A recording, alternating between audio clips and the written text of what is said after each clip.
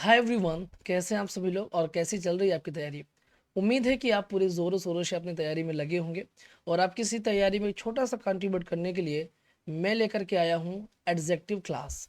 और previous videos में मैंने आपको नाउन और प्रोनाउन डिस्कस किया है और आज मैं डिस्कस करूँगा एडजेक्टिव क्लास को, वो भी बिल्कुल बेसिक से एडवांस में। तो अपनी तैयारी में कोई कमी मत कीजिएगा क्योंकि सीट बहुत कम है और लोग बहुत ज़्यादा हैं और एक सबको नौकरी चाहिए और एक सीट आपको भी चाहिए। तो ज़रूरी है कि आपको भी मेहनत ज़्यादा करनी पड़ेगी। तो चलिए एडजेक्टिव के बारे में कुछ बेसिक डिटेल्स मैं यहीं से शुरू करता हूँ। वीडियो को पूरा ज़रूर देखिएगा, पसंद आए तो कमेंट ज़रूर कीजिएगा। देखिए एडजेक्टिव में लिखा हुआ है ऐड और फिर लिखा हुआ है जेक्ट।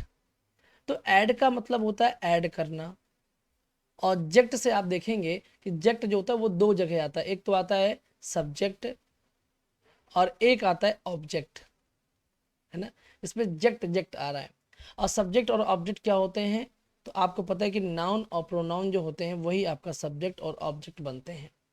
और इन्हीं के पहले ऐड होने वाला जो शब्द होता है, जो वर्ड होता है, उसको बोलते हैं एडजेक्टिव, क्योंकि वो नाउन और प्रोनाउन को क्वालिफाई कर रहा होता है, उसकी विशेषता बता रहा होता है।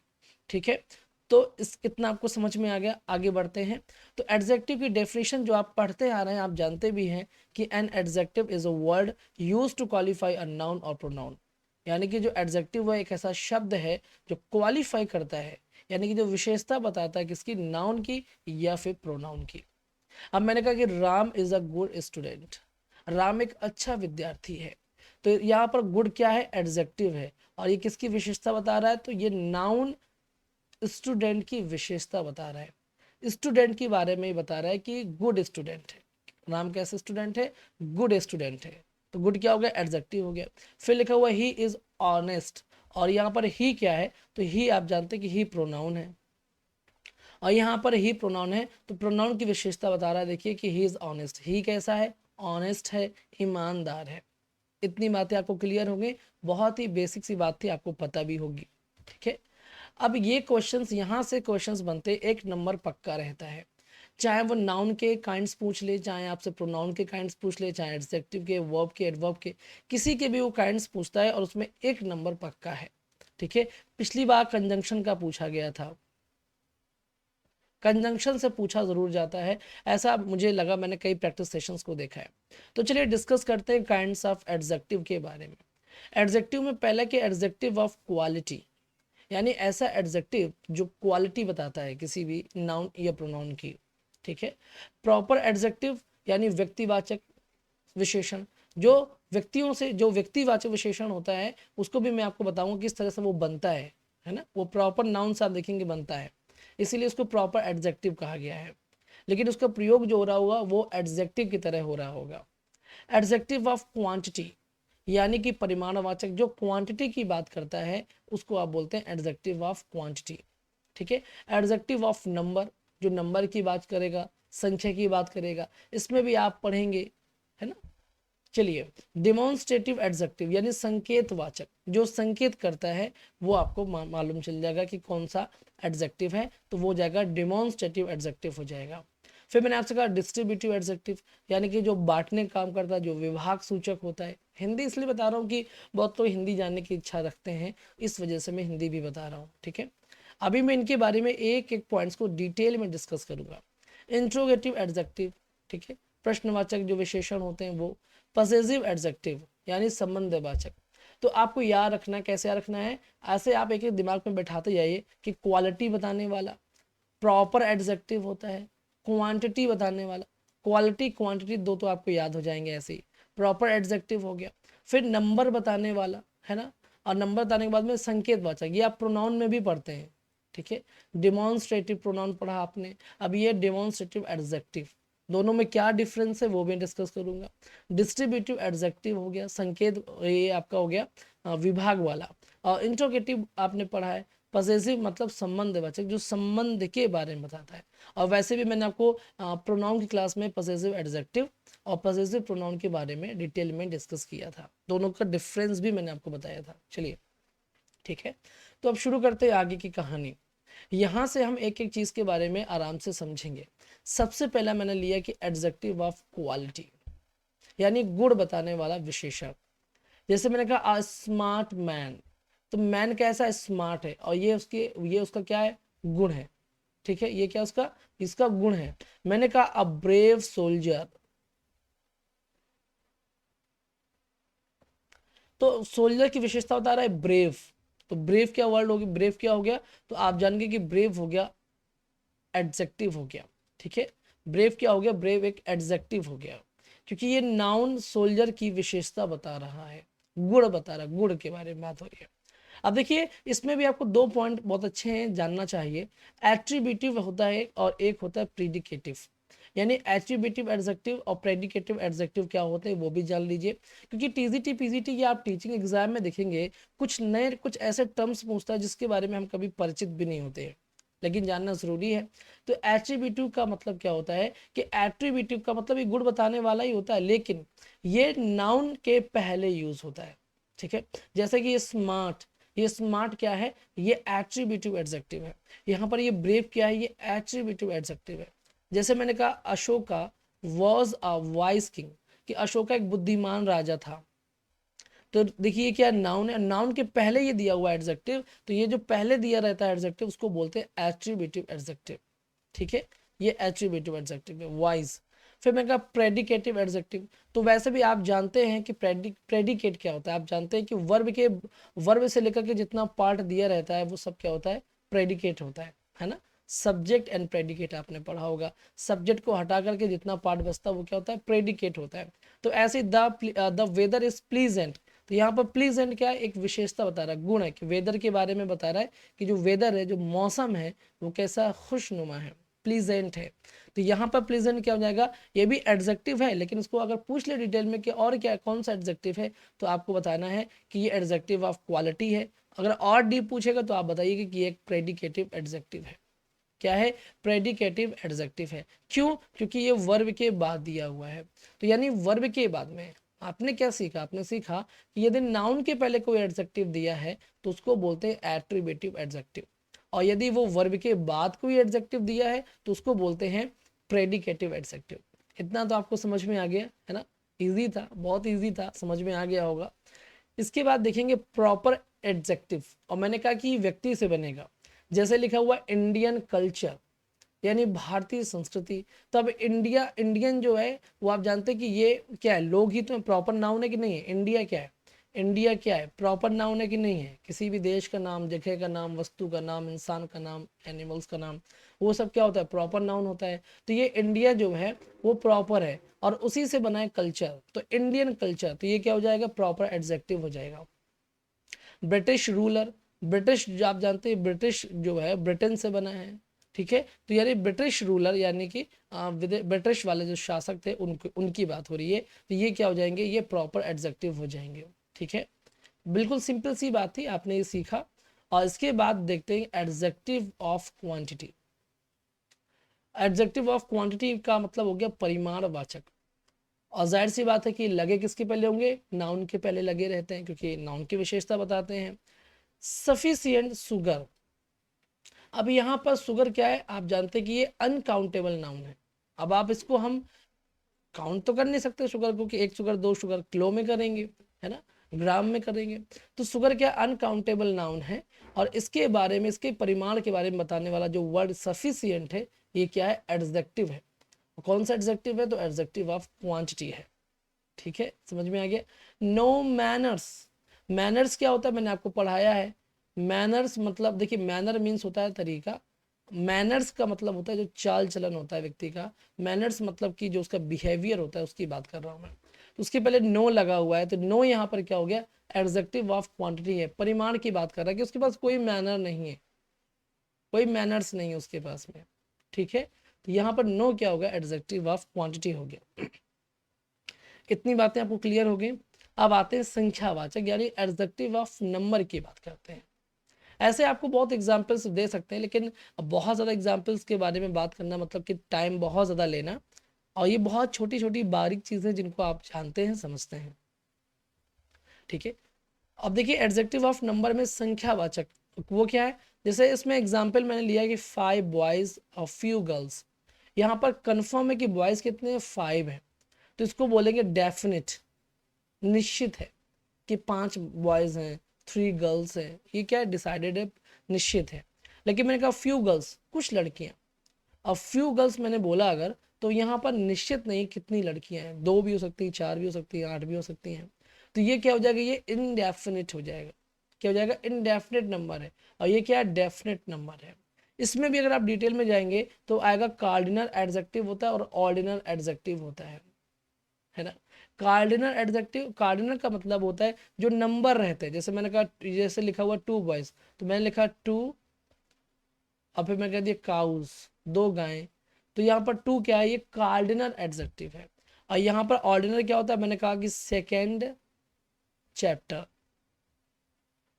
यहाँ पर चैप्टर क्या है, नाउन हो गया, और सेकेंड क्या है, तो ये एडजेक्टिव है, कौन सा, ऑर्डिनल एडजेक्टिव है। क्योंकि ये बताता है कि देखिए first, second, third, fourth, fifth, ये सारे क्या होते हैं, ये होते हैं सेकेंड, ये क्या होते हैं, ऑर्डिनल एडजेक्टिव होते हैं।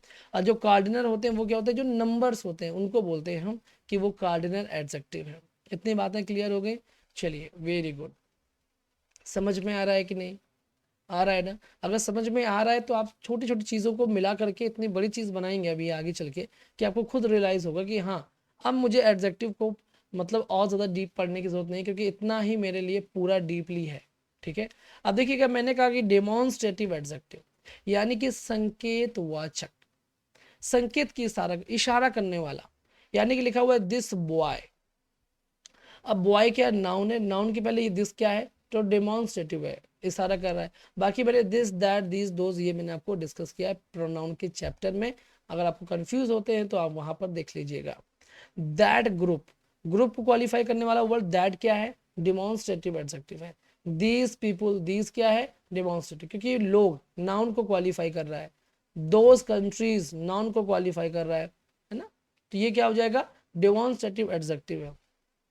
लेकिन मैंने आपको कहा था कि दिस जो होता है वो डेमोन्स्ट्रेटिव एडजेक्टिव भी होता है। ठीक है। लेकिन फर्क कितना है कि जब एडजेक्टिव होता है तो नाउन के पहले आता है, यानी उसके बाद में नाउन आएगा ही आएगा। डेमोन्स्ट्रेटिव एडजेक्टिव में क्या होता है कि उसके बाद में नाउन आएगा ही आएगा, लेकिन डेमोन्स्ट्रेटिव प्रोनाउन में ऐसा नहीं होता है। उसमें होगा कि दिस इज अ पेन, उसके बाद में आप देखेंगे कि वर्ब आएगा। क्या आएगा, वर्ब आएगा। ये क्या है, डेमोन्स्ट्रेटिव प्रोनाउन है, और ये क्या है, डेमोन्स्ट्रेटिव एडजेक्टिव है। उसके बाद में क्या आएगा, एडजेक्टिव के बाद में आप पता है कि नाउन आएगा, क्योंकि नाउन को क्वालिफाई करता है। और ये आपका दिस क्या है, डेमोन्स्ट्रेटिव प्रोनाउन है, और इसके बाद में वर्ब आएगी। इसके बाद में कभी भी एडजेक्टिव या कोई भी नाउन नहीं आएगा। ये बात आपको याद रखना है। ठीक है। चलिए, इसके बाद आता है डिस्ट्रीब्यूटिव एडजेक्टिव के बारे में। अब ये क्या होता है, तो याद रखिएगा, लिखा हुआ ईच बॉय टुक। आपको पता है कि डिस्ट्रीब्यूटिव एडजेक्टिव क्या क्या होते हैं, मैंने आपको पहले भी बहुत बार बताया है ना। तो उसमें आपको देखेंगे ईच, आइदर, ये सब आपको बताया, ईच, आइदर, नाइदर, ये मैंने आपको बताया था। तो जो शब्द रहते हैं, जो आपने प्रोनाउन में पढ़ लिए, वही सारे शब्द यहाँ पर भी हैं। इसलिए उन चीज़ों को आपको दिमाग में रखना है, रिपीट होते जाएंगे, भले ही वो पीपीटी में शामिल नहीं है, बट आपको पता है। तो डिस्ट्रीब्यूटिव एडजेक्टिव क्या होते हैं, जैसे मैंने कहा each boy took the test. तो देखिए ईच क्या है, डिस्ट्रीब्यूटिव एडजेक्टिव है, क्योंकि यहाँ पर बॉय क्या है, नाउन दिया हुआ है। क्या हुआ है, बॉय क्या है, नाउन है। और यहाँ पर ईच यहाँ पर भी लिखा हुआ है। अब क्योंकि आप जानते हैं कि डिस्ट्रीब्यूटिव प्रोनाउन भी होता है, लेकिन देखिए ईच के बाद में यहाँ पर ऑफ लिखा हुआ है। तो ईच क्या है, ये आपका सब्जेक्ट बन जा रहा है। क्या बन जा रहा है, सब्जेक्ट बन जा रहा है। लेकिन यहाँ पर ईच क्या है, यहाँ पर ईच सब्जेक्ट नहीं है। यहाँ पर बॉय आप देख रहे हैं, बॉय लिखा हुआ है, जो नाउन लिखा हुआ है वो आपका सब्जेक्ट है। ठीक है। तो इसलिए आपको समझ में आ रहा होगा कि each of the boys took the test. तो यहाँ पर ईच क्या है, प्रोनाउन है, और यहाँ पर ईच क्या है, एडजेक्टिव। एग्जाम में आपसे क्वेश्चंस इसी तरह से पूछता है। बहुत ही सिंपल सा क्वेश्चन ये बना देगा वो आपसे, ऐसे एक सेंटेंस देगा कि ये दे दिया आपको, पूछा कि इसमें ईच क्या है, तो आपको समझ जाना कि नाउन के पहले दिया है, तो ये क्या है, डिस्ट्रीब्यूटिव एडजेक्टिव है। यहाँ पर ईच क्या है, मान लीजिए ये वाला एग्जाम्पल दे दिया, अब पूछ ले कि ईच क्या है, तो आपको बताना कि जो ये ईच है ये प्रोनाउन है, क्योंकि इसके बाद में कोई भी नाउन नहीं दिया गया है। सिंपल सी बात है, क्लियर हो गया ना। हाँ, वेरी गुड।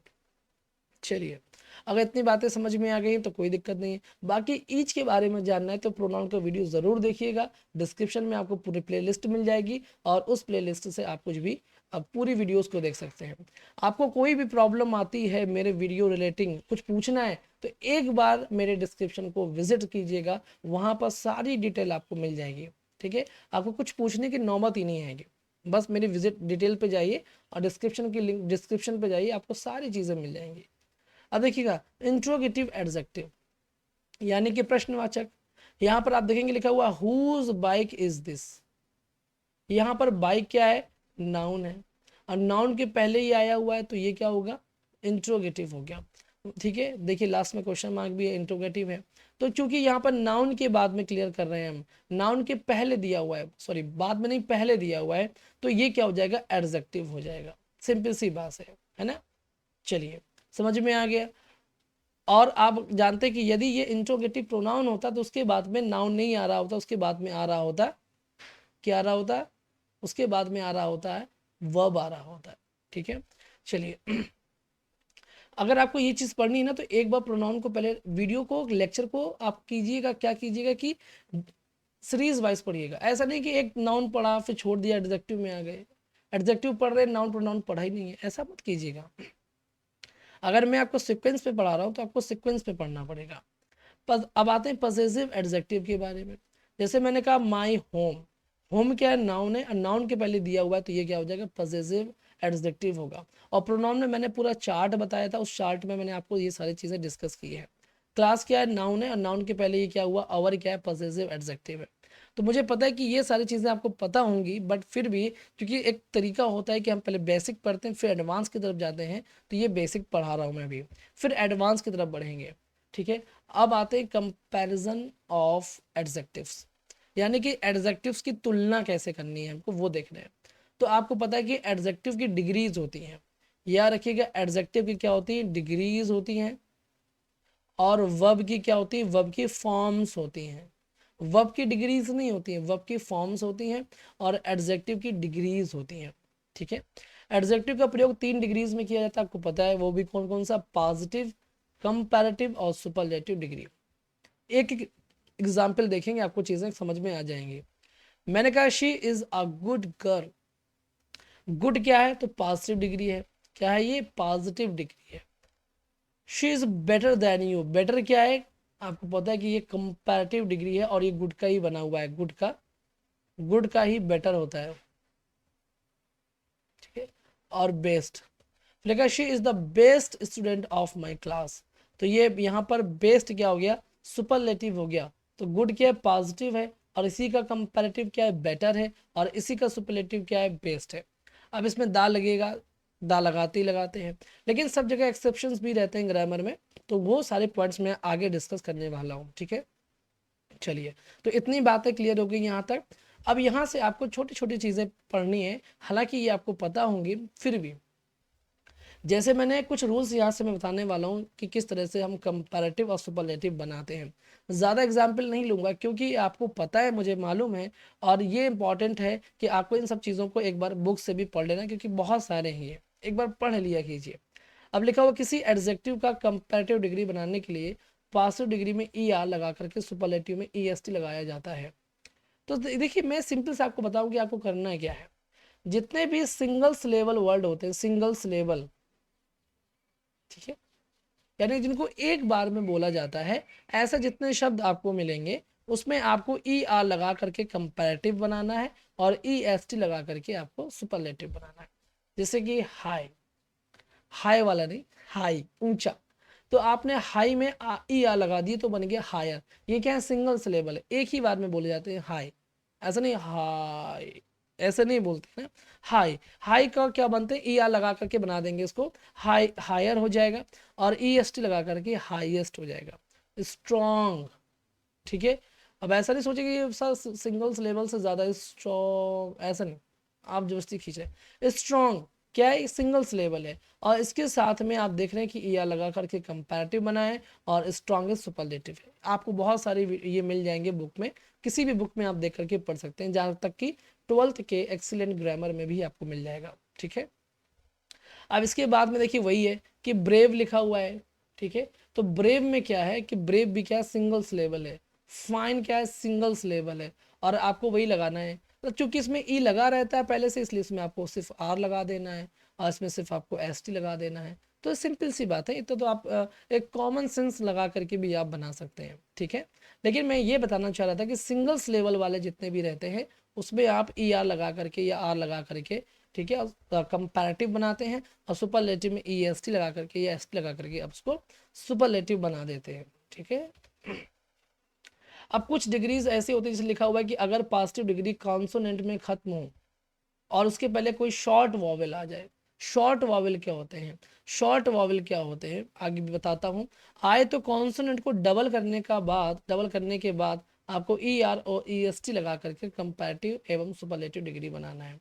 तो देखिए मैं बहुत सिंपल सी बात बता दूं, सबसे पहले ये वर्ड आ गया short vowel. Sir short vowel क्या होता है? शॉर्ट वॉवेल वो होते हैं जिनको हम बोलने में बहुत कम समय लगाते हैं। जैसे कि आप देखेंगे आई, ई, है ना, यू, इनमें हम बहुत कम समय लगाते हैं। जैसे लिखा हुआ थिन, अभी लिखा हो यहाँ पर लिखा हो, मान लीजिए आपको देखा थिन लिख दिया, thin, T H I N, thin. Thin को बनाया तो थिनर हो गया, है ना, डबल एल कर दिया, कॉन्सोनेंट को डबल कर दिया, थिनेस्ट हो गया। वेट, ई देखिए आ रहा है, वेटर, वेटेस्ट हो गया।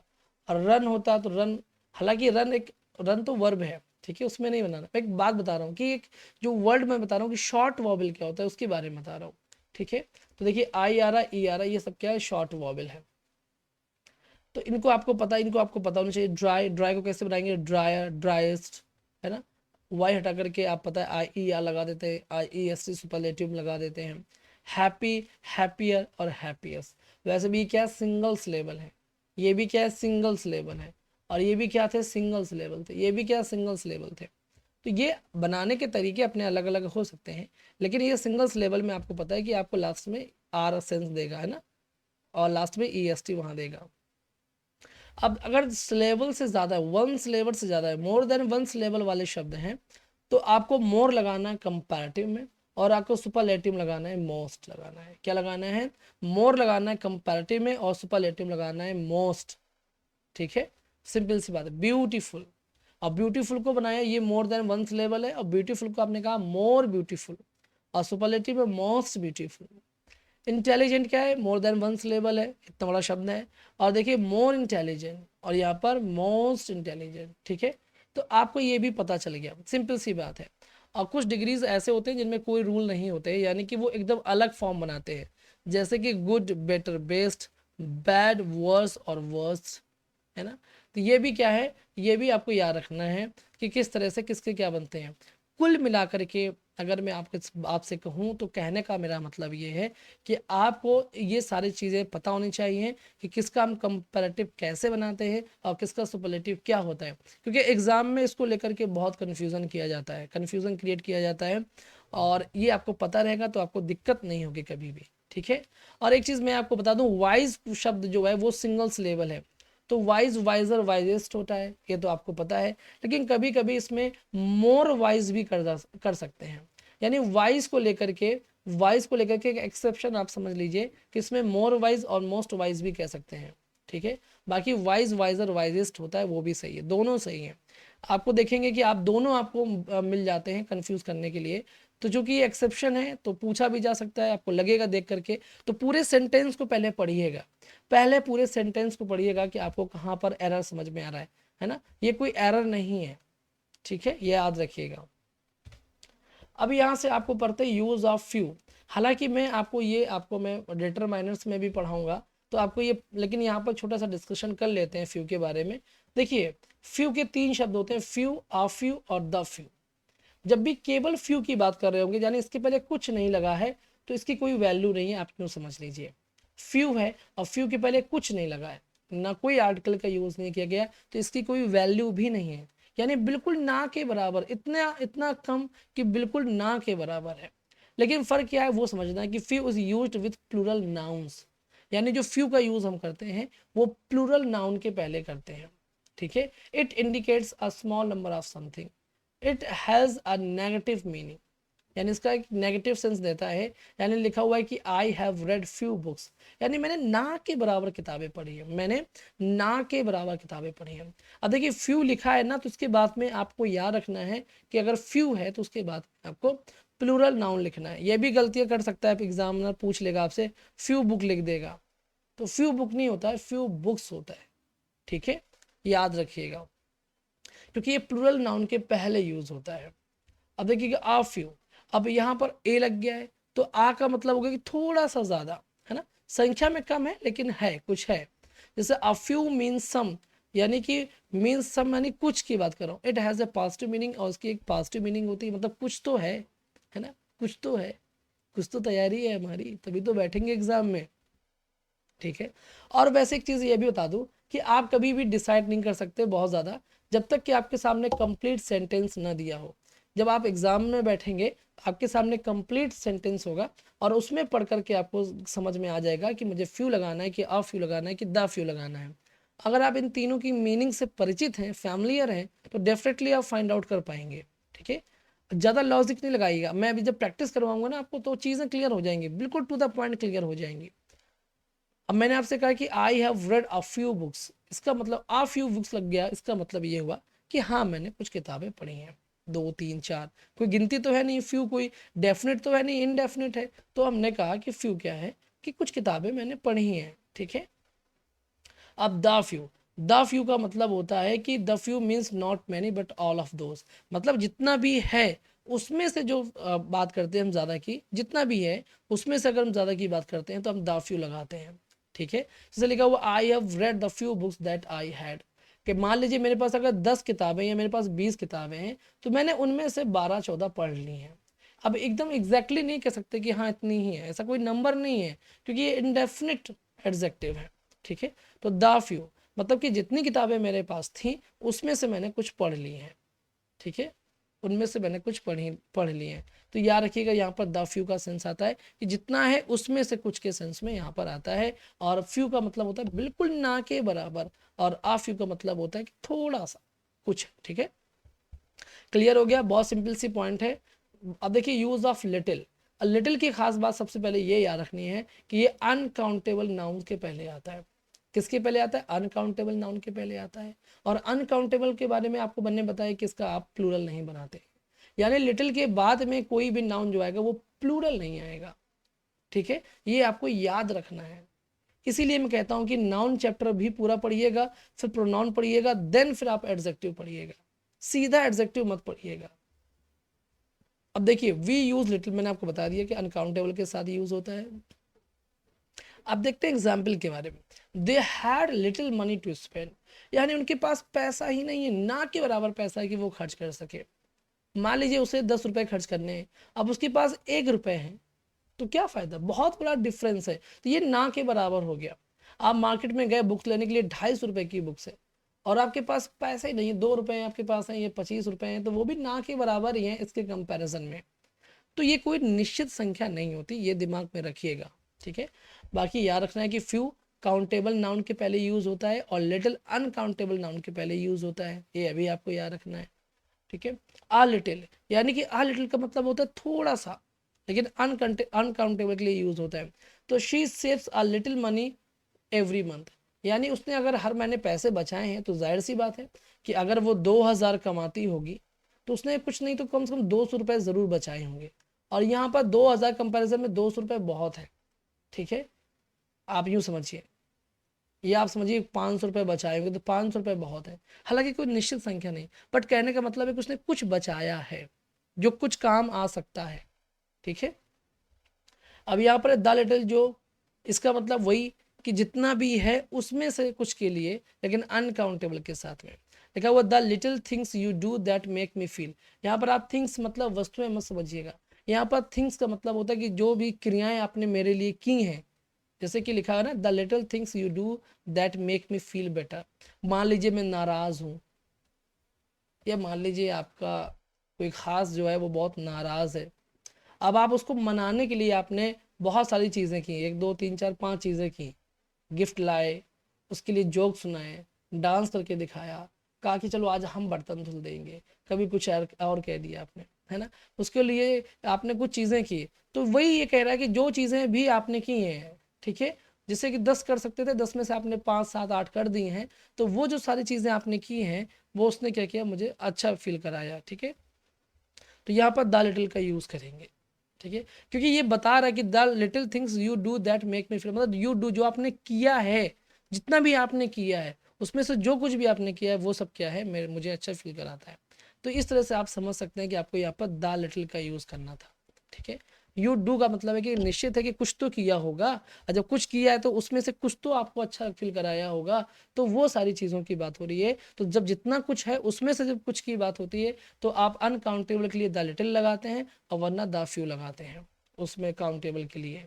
ठीक है, इतनी बातें क्लियर हो गई। चलिए, ना समझ में आए तो वीडियो को एक बार और रिपीट कीजिएगा, और ज़्यादा दिक्कत हो तो आप कमेंट ड्रॉप कीजिएगा, मैं आपको वहाँ पर समझा दूंगा। ठीक है, चलिए। और इतनी मेहनत करने के बाद फीडबैक चाहिए, हाँ एक फीडबैक ज़रूरी है, दीजिएगा। चलिए, कुछ एडजेक्टिव का प्रयोग सिर्फ पॉजिटिव एवं सुपरलेटिव डिग्री में होता है, कंपैरेटिव डिग्री में नहीं होता है। यानी टॉप का कोई भी कंपैरेटिव नहीं बनता है, टॉपर नहीं कर सकते हम। टॉपर तो फिर नाउन हो जाएगा, है ना। टॉप सीधा बनता है top most, superlative. Southern, southern most यानी एकदम दक्षिणी हिस्सा। टॉप मोस्ट मतलब एकदम टॉप में, ठीक है, सबसे ऊंची चोटी, है ना। टॉप मैंने कह दिया। ऐसे आप ईस्टर्न वेस्टर्न भी कर सकते हैं, कोई दिक्कत नहीं है। ठीक है, तो याद रखिएगा, मैंने दो ले लिए थे, बाकी आप ईस्टर्न कर दीजिए तो ईस्टर्न मोस्ट, वेस्टर्न मोस्ट, है ना, एकदम अंतिम, ईस्ट का अंतिम सिरा। ठीक है, ऐसा चीज़ें क्लियर हो गई।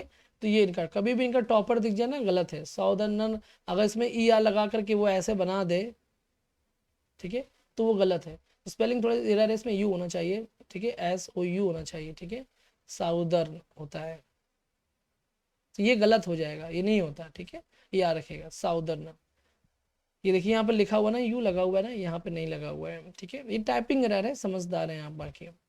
अब ये देखिए यहाँ से कुछ पॉइंट जो क्लियर होंगे वो होंगे एडवांस लेवल के। एडवांस लेवल के यहाँ से आपके एग्जाम में क्वेश्चंस बनते हैं, और ये तो फिर आपके काइंड्स से बनते हैं। तो ये दोनों पॉइंट्स आपको याद रखना है। मैंने कहा कि junior, senior, inferior, superior, prior, prefer, preferable, इनके बाद में आपको टू का यूज़ करना है, देन का यूज़ नहीं करना है। जैसे कि आप कंपैरेटिव बनाते समय बहुत जगह पे आप देन का यूज़ करते हैं, ठीक है, कुछ शब्द ऐसे हैं जिनके बाद आपको टू का यूज़ ही करना है। जैसे मैंने कहा junior, senior, inferior, superior, prior, prefer, preferable. ठीक है, तो ये आपको याद रखना है। जैसे मैंने कहा this book is more preferable than that book, तो देन का यूज़ नहीं करेंगे। कंपैरिजन में देन का यूज़ होता है, बट यहाँ पर नहीं करेंगे। इन जितने भी शब्द दिए हुए हैं इनके साथ में आपको टू का यूज़ करना है। जिसमें देखिए आई ओ आर, आई ओ आर वाले जितने भी शब्द होते हैं मोस्टली आप उनके साथ में आप टू का यूज़ करते हैं। बाकी कुछ प्रेफर भी है, ऐसे कुछ शब्द भी होते हैं जो आपको याद रखना है। ठीक है, उनके साथ में आपको टू का यूज़ ही करना है। This book is preferable to that book होता है, कभी भी दैन बुक दैन मत कर दीजिएगा, ये बात याद रखिएगा।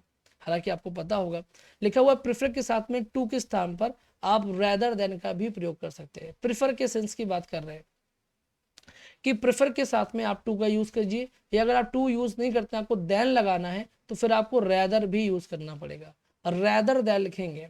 जैसे लिखा हुआ आई प्रेफर टू कॉफ़ी, तो बिल्कुल सही है, प्रेफर के साथ में टू आता ही आता है, बिल्कुल सही है। लेकिन अगर कह देता है कि I prefer tea rather than coffee, तो देखिए देन का यूज़ हो रहा है। तो आप जल्दीबाजी में क्या करते हैं कि आपने अगर आपके सामने ये सेंटेंस आ जाएगा तो आप प्रेफर देखेंगे और यहाँ देन देखेंगे और कह देंगे सर गलत है। मुझे पता है ना, क्योंकि मैं पढ़ा रहा हूँ तो मैं देखता हूँ बहुत स्टूडेंट यही गलती करते हैं। लिखा हुआ I prefer tea rather than, तो प्रेफर देखेंगे, यहाँ देन देखेंगे, उठा के टिक कर देंगे कि सर गलत है ये। जबकि ये नहीं देखेंगे कि प्रेफर के साथ में देन लगाया तो रैदर भी लगाया है, और पता होना चाहिए आपको कि आप टू की जगह पर रैदर देन का यूज़ कर सकते हैं। ठीक है, तो ये दोनों चीज़ें सही होती हैं, इतना पॉइंट याद रखिएगा। ठीक है, इतनी बात समझ में आ गई आपको। और इसके बाद देखिएगा नेक्स्ट क्या है कि यदि एक ही नाउन या प्रोनाउन के लिए दो एडजेक्टिव का प्रयोग हो जाए, मोस्ट इंपॉर्टेंट रूल है, मोस्ट इंपॉर्टेंट, और ये वाला भी मोस्ट इंपॉर्टेंट है, आपसे कह रहा हूँ। अब आप कितना सीरियस लेते हैं ये आपके ऊपर है, मैं आपको कितना बता रहा हूँ कि कौन सा इंपॉर्टेंट है वो आपको याद रखना है। ठीक है, तो यदि एडजेक्टिव का प्रयोग यानी एक ही नाउन प्रोनाउन के लिए दो एडजेक्टिव का प्रयोग हो और दोनों को कंजंक्शन से जोड़ा जाए, तो दोनों एडजेक्टिव्स एक ही डिग्री में होंगे, ये बहुत ज़रूरी। जैसे लिखा हुआ है कि Manish is the noblest and wiser student in the class, तो एंड क्या है आपको पता है कि एंड क्या है, ये कोरिलेटिव कंजंक्शन है ना। एंड क्या है, कंजंक्शन है। इसके पहले नोबलेस्ट यानी सुपरलेटिव डिग्री दी हुई है, यहाँ पर वाइजर यानी कंपैरेटिव डिग्री दी है। और आपको पता है कि एंड जो होता है वो बराबर चीज़ों को ऐड करता है, भेदभाव नहीं करता है एंड किसी के साथ में। जो यहाँ होगा इस अगल होगा वो दूसरे बगल होगा, सेम सेम होता है, आपको ये बात याद रखना है। सुपरलेटिव डिग्री है तो सुपरलेटिव डिग्री है, वर्ब है तो वर्ब है, यहाँ पर नाउन है तो नाउन है, सिंपल सी बात है। एडजेक्टिव है तो एडजेक्टिव है, दोनों चीज़ें। जैसे सुपरलेटिव डिग्री है तो यहाँ पर सुपरलेटिव डिग्री होना चाहिए था, तो Manish is the noblest and wisest student in the class. ठीक है, तो ये वाला सेंटेंस एकदम सही माना जाएगा। क्लियर हो गया? बहुत ईजी था, बहुत ईजी था। ठीक है, चलिए। तो मनीष याद रखेंगे ना, ये रूल याद हो गया, कंजंक्शन के पहले जो होगा वही कंजंक्शन के बाद होगा। एंड की बात कर रहा हूं मैं, कि ये दोनों बराबर चीज़ों को जोड़ता है बिना किसी भेदभाव के। तो चलिए, वेरी गुड, इतना समझ में आ गया ना? तो इतना समझ में आ गया तो आगे एक और देखते हैं। बहुत, ये भी क्या मोस्ट इंपॉर्टेंट रूल है, मोस्ट इंपॉर्टेंट। इससे एग्जाम में पूछा गया था, बहुत लोगों ने गलती की थी, बहुत बहुत लोगों ने गलती की थी। लिखा हो कि अगर हम टाइम्स शब्द का प्रयोग कर दें तो फिर हम कंपैरेटिव नहीं बनाते हैं भैया। टाइम्स लग गया तो वो अपने आप में कंपेयर हो गया, फिर आपको कंपैरेटिव डिग्री को बनाने की ज़रूरत ही नहीं है। जैसे लिखा हुआ है कि my house is 4 times bigger than yours, तो यहाँ पर देखिए 4 टाइम्स भी लगाया हुआ है, फिर बिगर भी लिखा हुआ है। 4 टाइम्स का मतलब ही है कि 4 गुना, तो फिर आपको कंपैरिजन के लिए अलग वर्ड लगाने की कोई ज़रूरत नहीं है। ठीक है, तो फिर आप क्या करेंगे, लिखेंगे my house is 4 times as big as yours. और याद रखिएगा, एज और एज का यूज आप करते हैं तो बीच में पॉजिटिव डिग्री आती है, ये आपको पता होना चाहिए। जब कंपैरेटिव नहीं बनेगा तो हम पॉजिटिव में बनाएंगे ना, और पॉजिटिव बनाएंगे तो हमें एज और एज लगाना है। My house is 4 times as big as yours, ठीक है, ना कि देन का यूज करना है। तो ये पहला वाला गलत है, दूसरा वाला सही है। और वे मोस्ट मोस्ट इंपॉर्टेंट रूल है, आप दिमाग में बैठा लीजिए, एग्जाम में रख देगा तो आपकी नैया पार हो जाएगी, क्योंकि आपने सीख लिया है। अब आपने सीख लिया है तो मुस्कुराइए, अब सीख रहे हैं। स्माइल होनी चाहिए चेहरे पर, फेस, मेरे चेहरे पे मत जाइए, क्योंकि हम तो पढ़ाने में इतना ज़्यादा हम लोग इन्वॉल्व हो जाते हैं कि भूल जाते हैं, मुस्कुराना भूल जाते हैं। चलिए, क्लियर हो गया, वेरी गुड। टाइम्स कहीं दिख जाए आपको, टाइम्स का मतलब गुना, समय वाला नहीं, गुना, इतने गुना, 4 टाइम्स, 3 टाइम्स, 2 टाइम्स, 2 गुना, 3 गुना, 4 गुना, ये सारी चीज़। अभी देखिए ये वाला रूल भी मोस्ट मोस्ट इंपॉर्टेंट। आप तो कहेंगे सर सारे मोस्ट इंपॉर्टेंट आप कह रहे हैं, सारे नहीं कह रहा हूँ, अभी मैंने सिर्फ 4 ही मोस्ट इंपॉर्टेंट बोले इतनी देर में, और ये वाला मोस्ट इंपॉर्टेंट है। इसमें लिखा हुआ कि जब दो एडजेक्टिव के साथ में अलग अलग प्रेपोजिशन की जरूरत हो तो उपयुक्त प्रेपोजिशन का प्रयोग करें। मतलब कि जिसके साथ में जिस प्रेपोजिशन की जरूरत है आपको उसके साथ में वो ही यूज करना है। जैसे लिखा हुआ है कि Madan is senior and more experienced than Rahul. अब देखिए सीनियर और एंड से जुड़ा हुआ है, तो यहाँ पर सीनियर के बाद में आप जानते हैं जब एंड से जुड़ा हो तो एंड तो भेदभाव करता नहीं है, तो यहाँ पर मोर एक्सपीरियंस लिखा हुआ है। तो एक्सपीरियंस क्या है, 1 लेवल से ज़्यादा, मोर देन 1 लेवल है, तो यहाँ पर मोर लगना लाजमी है। ठीक है, कोई दिक्कत नहीं है। इसके साथ में देन लगता है, कोई दिक्कत नहीं है। लेकिन सीनियर के साथ में तो आपको मैंने बताया कि सीनियर, जूनियर, प्रायर, प्रेफरेबल, इन सब के साथ में आपको टू लगाना है। तो यहाँ पर जब एंड से लगा हुआ है तो इसका मतलब ये हो गया कि सीनियर के लिए भी देन यूज किया जा रहा है और एक्सपीरियंस के लिए भी देन यूज किया जा रहा है। तो यही सबसे बड़ी गलती है, क्योंकि सीनियर के साथ में कभी भी आप देन का यूज नहीं करते हैं, आपको टू का यूज करना होता है। तो आप लिखेंगे मदन इज सीनियर टू, यहाँ पर गलती है, and more experience than Rahul. बाकी कहीं एरर नहीं है, क्योंकि इसके साथ में देन का यूज ही आता है। ठीक है, तो ये याद रखिएगा। अब मैं आपको बता दूं कि आपके मन में सवाल क्या आ रहा होगा। अब आपके मन में सवाल ये आ रहा होगा कि सर यदि मोर एक्सपीरियंस पहले लिखा होता और सीनियर बाद में लिखा होता तो भी कोई दिक्कत नहीं है, तो भी कोई दिक्कत नहीं है। आप ऐसे बना देंगे, क्या बना देंगे कि Madan is more experienced than, फिर एंड सीनियर और टू, और इसके बाद लगा देंगे senior to Rahul. Simple, Madan is more experience than and senior to Rahul. Clear हो गया?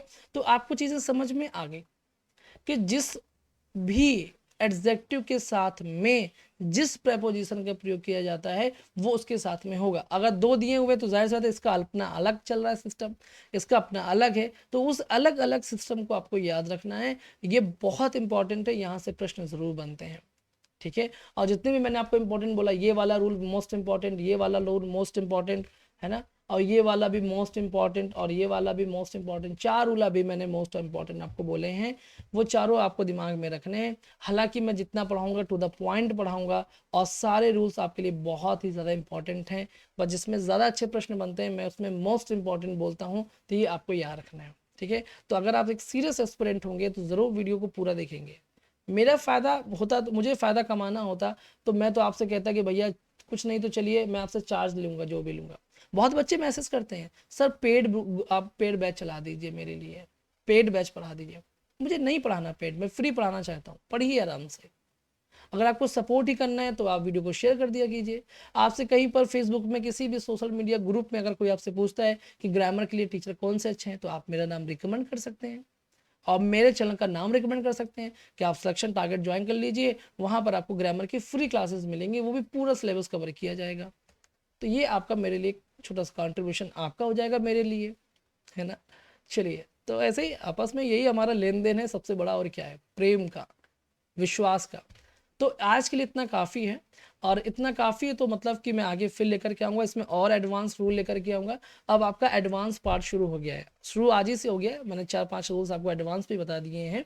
अब यहाँ से आपको एडवांस लेवल की तरफ बढ़ना है, ठीक है। और साथ में कुछ क्वेश्चंस ऐसे भी इंक्लूड करेंगे जो प्रैक्टिस की तरह होते हैं, जिससे कि आपको क्लियर होती चली जाएंगी चीज़ें बहुत सारी। तो फिलहाल आज के लिए इतना काफ़ी है, और वीडियो को लाइक करना मत भूलिएगा। और अगर वीडियो आपको पसंद आती है, आपको कुछ फीडबैक देना है, आपको कुछ कॉम्प्लीमेंट देना है, तो कमेंट ज़रूर कीजिएगा। बाकी एक शेयर आप अपने ग्रुप में, मेरा नाम आप कहीं रिकमेंड कर सकते हैं, ये मेरे आपसे रिक्वेस्ट है। बाकी रखिए अपना ख्याल, और मिलेंगे फिर नेक्स्ट वीडियो में, तब तक के लिए बाय एंड टेक केयर।